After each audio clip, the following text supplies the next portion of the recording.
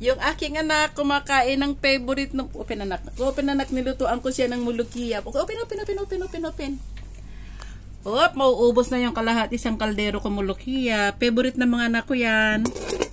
Oy, ate, kuya. Oh. Kasi si Donji ang nandito sa akin. He is eating all your favorite I'm cooking. The mulukiya. Nakakailang sandok na siya. Yeah. Yan, ang aking mulukiya ala Rosie. Tikman nyo next time. No? Dali lang yun. Basta masarap ang iyong mulukiya. Yeah. Kumusta na ba kayo dyan? Ano ngayon? Thursday ngayon. Of course.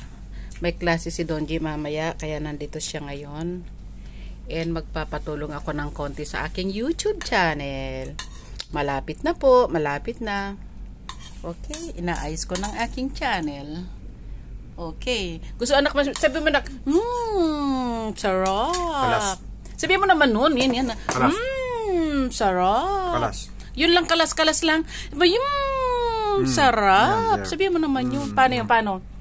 Wala, kulang yun. Sarap. Dami niyang kinain eh.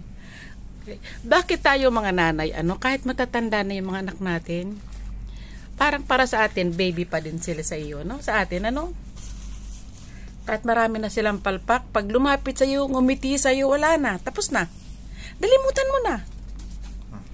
Pag na-appreciate nila yung pagkain mo, at kahit hindi sila nagugutom, pagpipilitan mong lutuan, parang anak mo pa din. Ako lang ba yung may ganon? Ako lang ba?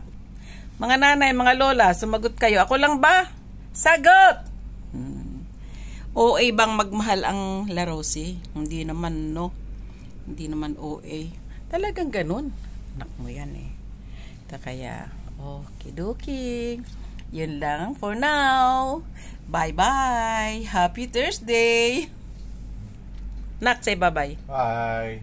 Tingin naman. I'm good. Bye. Bye.